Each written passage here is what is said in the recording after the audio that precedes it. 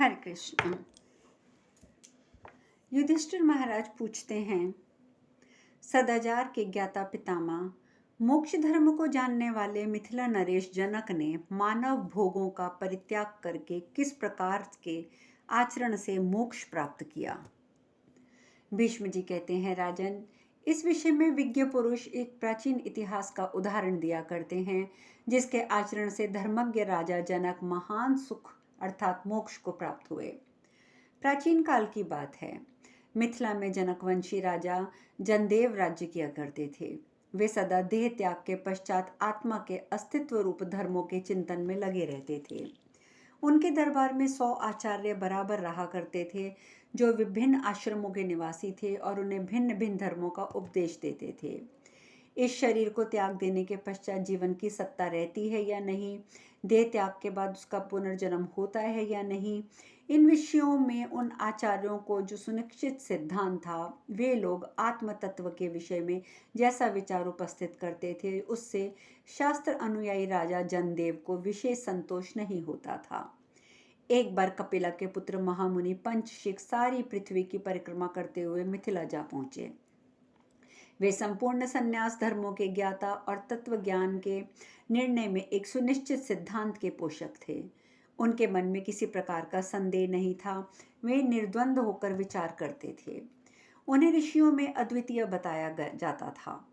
वे कामना से सर्वथा शून्य थे। वे मनुष्यों के हृदय में अपने उपदेश द्वारा अत्यंत दुर्लभ सनातन सुख की प्रतिष्ठा करना चाहते थे। सांख्य के विद्वान तो उन्हें साक्षात प्रजापति महर्षि कपिल का ही स्वरूप बताते हैं। उन्हें देखकर ऐसा जान पड़ता था मानो सांख्य शास्त्र के प्रवर्तक भगवान कपिल स्वयं पंचशिख के रूप में आकर लोगों को आश्चर्य में डाल रहे हैं। उन्हें आसुरी मुनि का प्रथम शिष्य और चिरंजीवी बताया जाता है। उन्होंने 1000 वर्षों तक मानस यज्ञ का अनुष्ठान किया। एक समय आसुरी मुनि अपने आश्रम में बैठे हुए थे। उसी समय कपिला मतावलंबी मुनियों का महान समुदाय वहां आ पहुंचा और प्रत्येक पुरुष के भीतर स्थित अव्यक्त और परमार्थ तत्व के विषय में उनसे कुछ कहने का अनुरोध करने लगा। उन्हीं में पंचशिख भी थे, जो 5 स्रोतों इंद्रियों वाले मन के व्यापार में कुशल थे, पंचरात्र आगमन के विशेषज्ञ थे, 5 कोशों के ज्ञाता और द्विशक 5 प्रकार की उपासनाओं के जानकार थे। शाम, दम, उपरति, तितिक्षा और समाधान इन 5 गुणों से भी युक्त थे। इन 5 कोशों से भिन्न होने के कारण उनके शिखा स्थानीय जो ब्रह्म है वह पंचशिख कहा गया। उसके ज्ञाता होने से ऋषि को भी पंचशिख माना गया। आसुरी तपोबल में दिव्य दृष्टि वे प्राप्त कर चुके थे। ज्ञान यज्ञ के द्वारा सिद्धि प्राप्त करके उन्होंने क्षेत्र और क्षेत्रज्ञ के भेद को स्पष्ट रूप से समझ लिया था। जो एकमात्र अक्षर अविनाशी ब्रह्मा नाना रूपों में दिखाई देता था, उसका ज्ञान आसुरी ने उस मुनि मंडली के में प्रतिपादन किया। उन्हीं के शिष्य पंचशिख थे, जो मानवी स्त्री के दूध से पले थे। कपिला नाम वाली कोई कुटुंबिनी ब्राह्मणी थी। उसी स्त्री के पुत्र भाव को प्राप्त होने से उसके स्तनों का वे दूध पीते थे। अतः कपिला का पुत्र कहलाने के कारण कापिलिया नाम से उनकी प्रसिद्धि हुई। उन्होंने नैष्ठिक बुद्धि प्राप्त की थी। कपिलिया के जन्म का ये वृतांत मुझे भगवान ने बताया था। उनके कपिला पुत्र कहलाने और सर्वज्ञ होने का यही परम उत्तम वृतांत है। धर्मज्ञ पंचशिख ने उत्तम ज्ञान प्राप्त किया था। वे राजा जनक को 100 आचार्यों का समान भाव से अनुरक्त जान उनके दरबार में गए और वहां जाकर उन्होंने अपनी युक्ति युक्त वचनों द्वारा उन सब आचार्यों को मोहित कर दिया। उस समय महाराजा जनक कपिलानंदन पंचशिख का ज्ञान देखकर उनके प्रति आकृष्ट हो गए और अपने 100 आचार्यों को छोड़कर उन्हीं के पीछे चलने लगे। तब मुनिवर पंचशिख ने राजा को धर्म अनुसार चरणों में पड़ा देखकर उन्हें योग्य अधिकारी मानकर परम मोक्ष का उपदेश दिया, जिसका सांख्य शास्त्र में वर्णन है। उन्होंने जातिर्निर्वेद का वर्णन करके कर्म निर्वेद का उपदेश दिया तथा सर्वनिर्वेद की बात बताई। उन्होंने कहा, जिसके लिए धर्म का आचरण किया जाता है, जो कर्मों के फल का उदय होने पर प्राप्त होता है, वह इहलोक या परलोक का भोग नश्वर है। उस पर आस्था करना उचित नहीं। ये मोह रूप चंचल और अस्थिर है। कुछ नास्तिक ऐसा कहा करते हैं, कहते हैं कि देह रूपी आत्मा का विनाश प्रत्यक्ष देखा जा रहा है। संपूर्ण लोक इसका साक्षी है। फिर भी यदि कोई शास्त्र प्रमाण की ओट लेकर देह से भिन्न आत्मा की सत्ता का प्रतिपादन करता है तो वह परास्त है, क्योंकि उसका कथन लोक अनुभव के विरुद्ध है। आत्मा के स्वरूप भूत शरीर का अभाव होना ही उसकी मृत्यु है। इस दृष्टि से दुख, वृद्धावस्था, नाना प्रकार के रोग, ये सभी आत्मा की मृत्यु हैं, क्योंकि इनके द्वारा शरीर का आंशिक विनाश होता रहता है। फिर जो लोग आत्मा को देह से भिन्न मानते हैं, उनकी ये मान्यता बहुत असंगत है। यदि ऐसी किसी वस्तु को भी अस्तित्व मान लिया जाए जो लोक में संभव नहीं है, अर्थात यदि शास्त्र के आधार पर यह स्वीकार कर लिया जाए कि शरीर से भिन्न कोई अजर अमर आत्मा है जो स्वर्ग आदि लोकों में दिव्य सुख भोगता है, तब तो बंदीजन को, राजा को अजर अमर कहते हैं, उनकी ये बात ठीक माननी पड़ेगी। सारांश ये है कि जैसे बंदीजन आशीर्वाद में उपचारता राजा को अजर अमर कहते हैं, उसी प्रकार ये शास्त्र का वचन भी औपचारिक है। निरोग शरीर को ही अजर अमर और यहाँ के प्रत्यक्ष सुख दुख भोग को ही स्वर्गीय सुख कहा गया है। यदि आत्मा है या नहीं, ये संचय उपस्थित होने पर अनुमान से उसके अस्तित्व का साधन किया जाए तो इसके लिए कोई ऐसा ज्ञापक हेतु उपलब्ध नहीं होता जो कहीं दोष युक्त ना होता हो।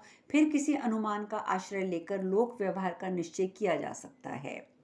जहाँ कहीं भी ईश्वर है, अदृष्ट अथवा नित्य आत्मा की सिद्धि के लिए अनुमान किया जाता है, वहाँ साध्य साधन के लिए हुई भावना भी व्यर्थ है।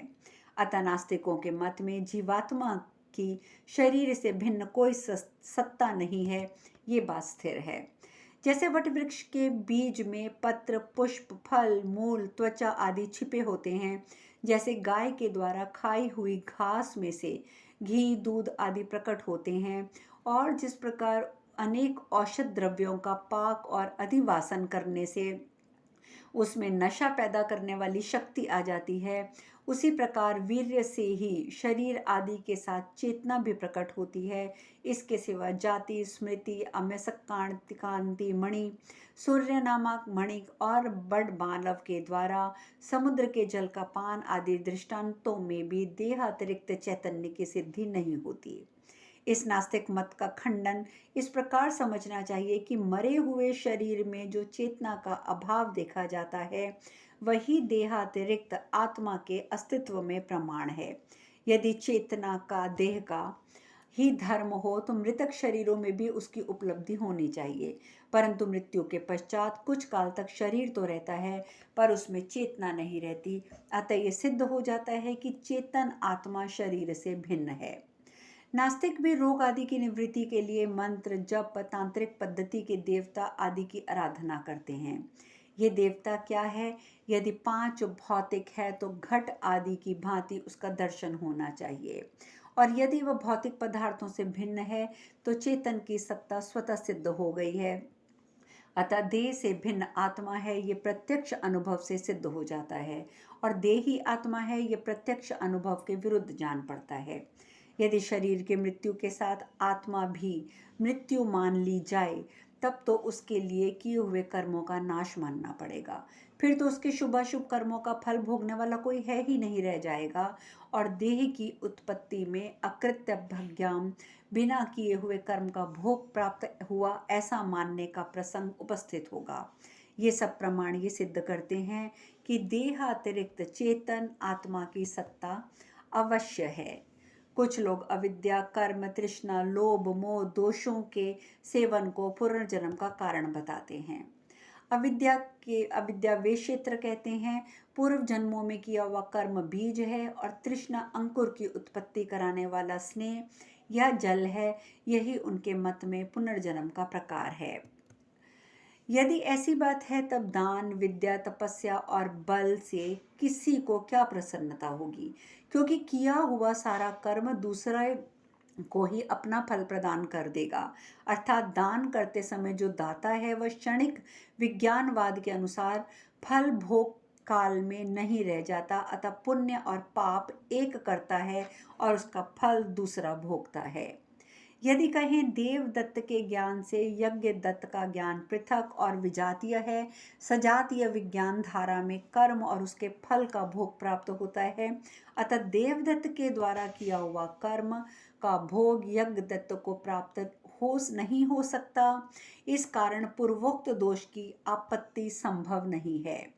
ऋतु, संवत्सर, युग, सर्दी, गर्मी, प्रिय, अप्रिय, ये सब वस्तुएं आकर चली जाती हैं, जाकर फिर आती हैं और सब लोग प्रत्यक्ष देखते हैं। उसी प्रकार संवत संयम रूप मोक्ष भी फिर आकर निवृत्त हो सकता है, क्योंकि विज्ञान धारा का कहीं अंत नहीं है। यदि आत्मा की सत्ता ना मानी जाए तो लोक यात्रा का निर्वाह नहीं होगा। इस तरह विचार करते हुए भिन्न भिन्न मतों की ओर दौड़ने वाले लोगों की बुद्धि कहीं एक जगह प्रवेश करती है, वहीं वृक्ष की जड़ की भांति जड़ जमाए जीर्ण भी हो जाती है। इस प्रकार अर्थ और अनर्थ से सभी प्राणी दुखी रहते हैं। बहुत से शुष्क हृदय वाले लोग ऐसे विषयों में लिप्सा रखते हैं जो अत्यंत सुखदायक हों, किंतु इस लिप्सा से उन्हें भारी से भारी दुखों का सामना करना पड़ता है। अतः अंत में भोगों को छोड़कर उन्हें भी मृत्यु का ग्रास बनना ही पड़ता है। पृथ्वी, आकाश, जल, अग्नि, वायु ये सदा शरीर की रक्षा करते रहते हैं। इस बात को अच्छी तरह समझ लेने पर इनके प्रति आसक्ति कैसे हो सकती है? जो एक दिन मृत्यु के मुख में पड़ने वाला है, ऐसे शरीर में सुख कहाँ? पंचशिक का ये उपदेश, जो भ्रम और वंचना से रहित, सर्वथा निर्दोष और आत्मा का साक्षात्कार कराने वाला था, सुनकर राजा जनक को बड़ा विस्मय हुआ। अतः उन्होंने पुनः प्रश्न करने का विचार किया। इस प्रकार श्री महाभारत शांति पर्व के अंतर्गत मोक्ष धर्म पर्व में पंचशिक के उपदेश के प्रसंग में पाखंड खंडन नामक 218वां अध्याय आज पूर्ण हुआ। भीष्म जी कहते हैं कि राजन, महर्षि पंचशिक के इस प्रकार उपदेश देने पर जनदेव जनक ने पुनः उनसे मृत्यु के पश्चात आत्मा की सत्या और विनाश के विषय में प्रश्न किया। जनक ने पूछा, भगवान, यदि मृत्यु के पश्चात किसी की कोई विशेष संज्ञा नहीं रह जाती है तो उस स्थिति में अज्ञान और ज्ञान क्या करेगा? द्विश्रेष्ठ, देखिए, मनुष्य की मृत्यु के साथ साथ उसका सारा साधन नष्ट हो जाता है। फिर वह पहले से सावधान हो या असावधान, क्या विशेष लाभ उठा सकेगा?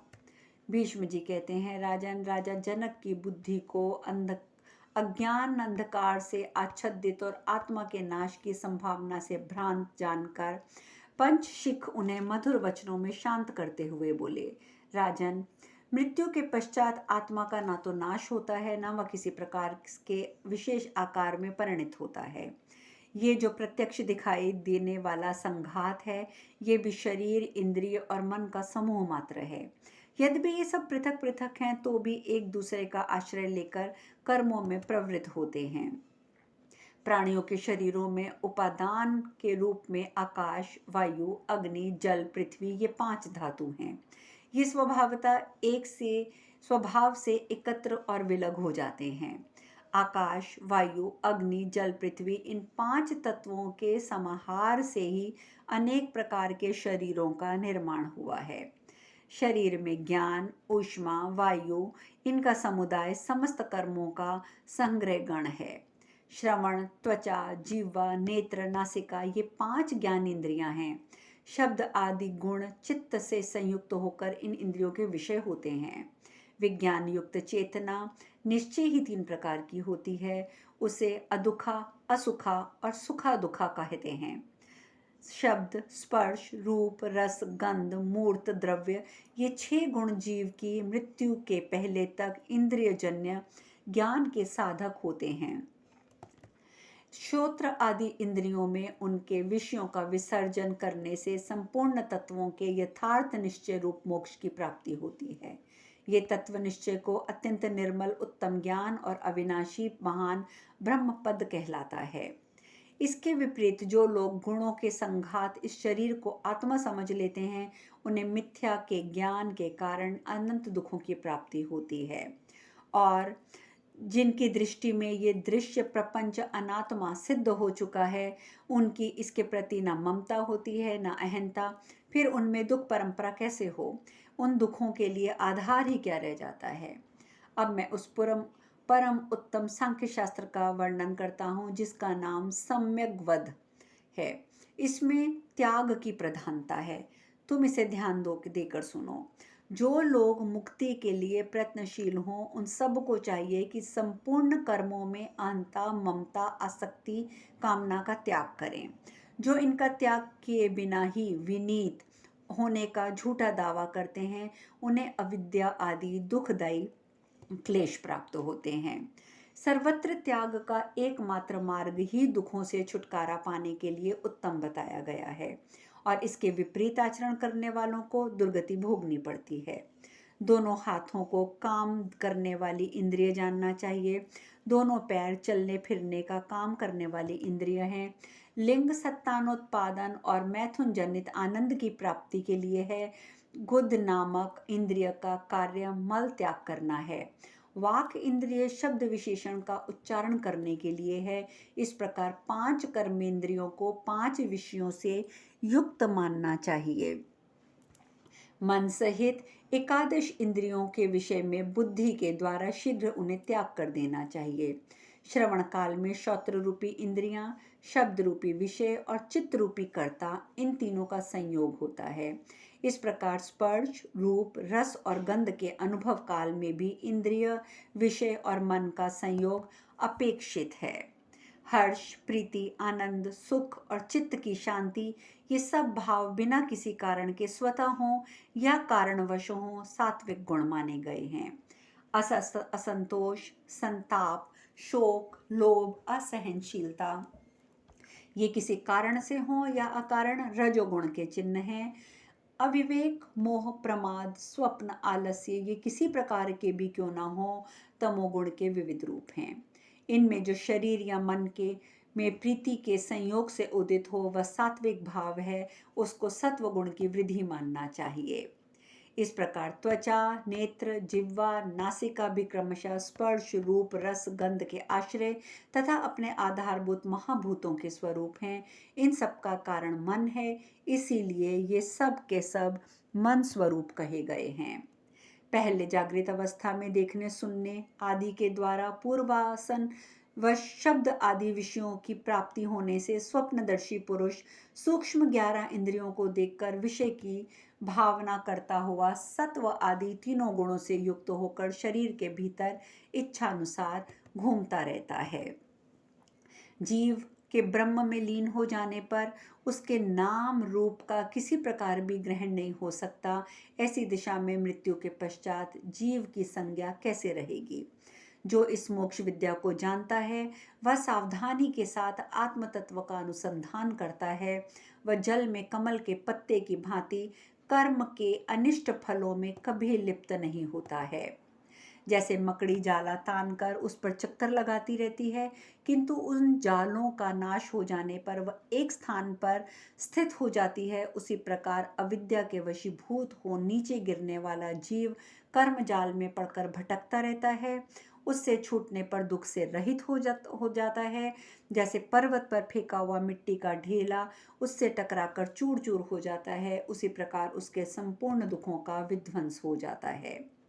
भीष्म जी कहते हैं, राजन, स्वयं आचार्य पंचशिख के बताए हुए इस अमृतमय उपज्ञान उपदेश को सुनकर राजा जनक एक निश्चित सिद्धांत पर पहुंच गए और सारी बातों पर विचार करके शोक रहित हो बड़े सुख से रहने लगे। फिर तो उनकी स्थिति कुछ और ही हो गई।